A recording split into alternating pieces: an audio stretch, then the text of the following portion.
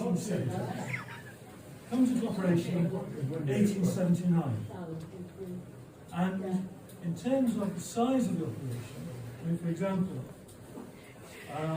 West Riding Mine Relief Fund, Wath mainly appears in the records for that in 1881, and there were 76 members. Because everybody at the pit was a member of the Mines Relief Fund, nonetheless, 76. Same time at Manvers, we had over 1,000 members of the Mines Relief Fund. And the first fatality at Wath was in 1879, when William Watson was crushed by cords. But generally speaking, Wath Main was a safe pit, comparatively speaking. And its worst disaster was in February 1930, when we had an explosion of fire damp in the Barnsley Sea. Killed 7 men.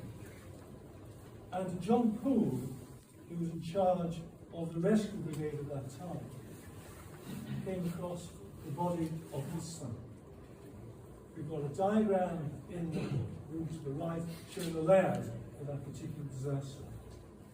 And those 7 victims were John Algernon Poole, 21, Herbert Allett, 27, Ernest Cusworth, 31, John Dyson, 37, John Russell, 42, Leonard Unwin, 46, and Thomas King, 55.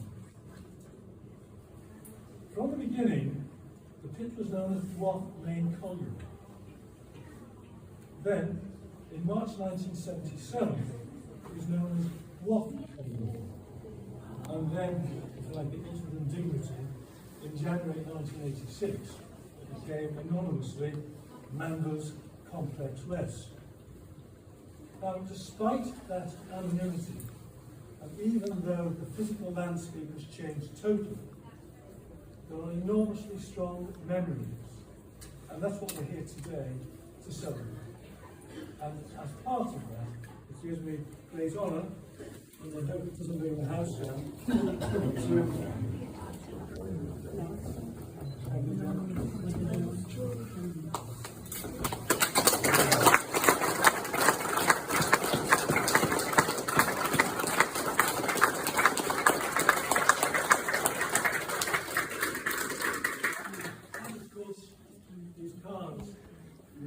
both sides of the development are available in the room underneath. That's enough for me. Over to you. Thank you.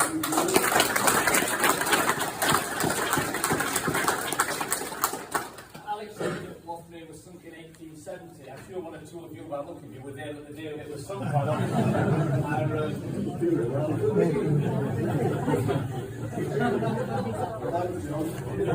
The greatest year I took the funeral of my father was 98. He was a D-Day veteran, was in the initial assault on D-Day, and this Sunday say it. 7:30, he went on Sword Red Beach, and he ran up that beach. He saluted people who had died. But on that day, a flag went up with him. It was being made by the ladies of Waterlooville, near the south coast, where they'd been stationed, ready for the embarkation. At my dad's funeral, that flag was brought out of the museum to be there. Actually, me and my brother found that very moving. It was the only thing at my dad's funeral that was there on the day when he ran up that beach on June the 2nd, 1944. Flags, banners mean something. They're symbols on their own, they're pieces of material. But it's what they mean to people, it's what they represent. That flag, for me, on that day, represented those men of the 2nd Battalion, East Yorkshire Regiment B Company, who'd gone up a beach. Half of them never came home. More than half never came home, in the state they were at that beach. They came home maimed, or they came home in boxes, or they never came home at all. Things like this are meaningful, not because of what they are material, but because of what they mean to people like us. I left school at 16 and went to work at a place called Sharpeville of engineering. My brother went down the pit at Swallow Nest, what they call the pit at Swallow Nest. Anyway, someone remembers in about 20 years time. Sorry? Not true, anyway. He went down the pit at Swallow Nest, so both of us went down. We knew what it was to work with our hands, that's what we did. But actual flags are signs to us. We see a flag, we've got signs all around us. Signs mean something. These mean something. Not only to you, but also they represent all those hundreds and thousands of people who went down that pit. Those people, some of them Alex named, who died, those who died since, they represent something that's important. On their own, they said they're just, you know what they are. It's what they need.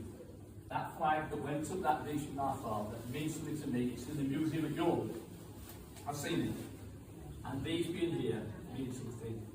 As I was eating a few, I must say, I finished a few crisps while we were waiting in there. I've had a few, feeling a bit low, that's why I've had a few. And I picked up that card Alex showed, and on it I noted it said, unity is strength. I thought, that's right, yeah.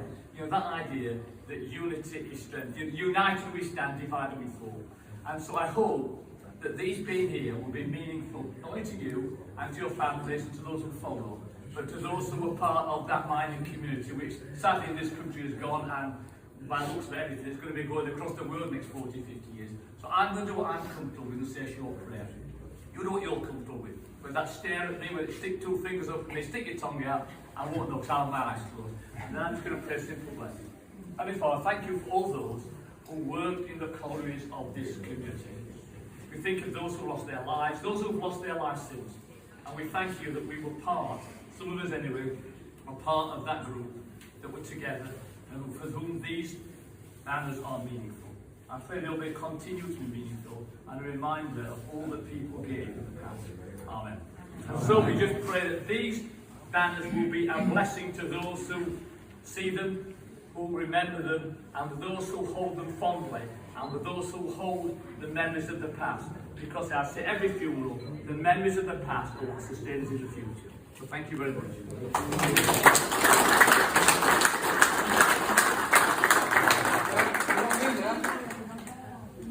Well, a few thank yous to you first. From Wath, of course, and then just put these in there. For those who've got a lot of time in, there's Darren. Darren! That gentleman there, he did these. Without him, thank you. Dan Adrian, loads of time in here. Alan Ferry, Melvin Kelly, can't thank them enough. What came over the great family thing? Some of them tracing families back 100 years. And the Catholics count, the Askews, the Hughes, I believe, over 100 years. It's always been a great family thing. I've got a task. When we set this up, we asked for donations. And people donated in the name of someone who worked at Wath Main who was sadly passed. Now this is, it's not a sad task to read these names out. Because these works, men and women. And you'll know more. Oh, you know. So I'm about 20 years. If I missed anyone else, sorry. It's been 2 years since we started this. The pandemic not stopped a bit. So, can we follow the drinks, aren't they, Mel? Yeah, we're on it, John. That's it, man. You want a sherry? A whiskey? Or a fork? I don't think the kids will put all that's cool on it. Grandma? Because when we've done this, you'll be something else to drink. If you don't get it, we'll say this. So in the memory of the great people, Bill Wilson, Joseph Askew, Joe Askew, John Askew, Joe Agnew, Henry Julia, George Jones, David Goodwin, Stan Smith, Terry White, Jim Carl, Nancy Hughes, Tommy Hartley, Maurice Beatty, Leo Burt, Main Sam, Monster.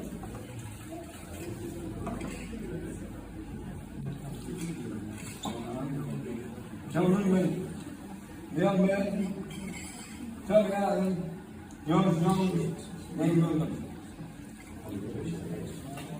Pass them drinks out to everybody.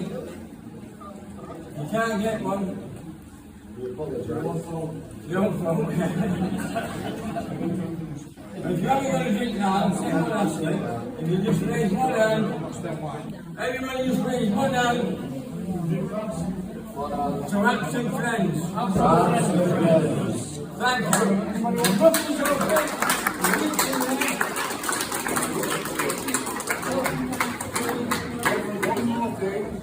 One more thing. One minute, please.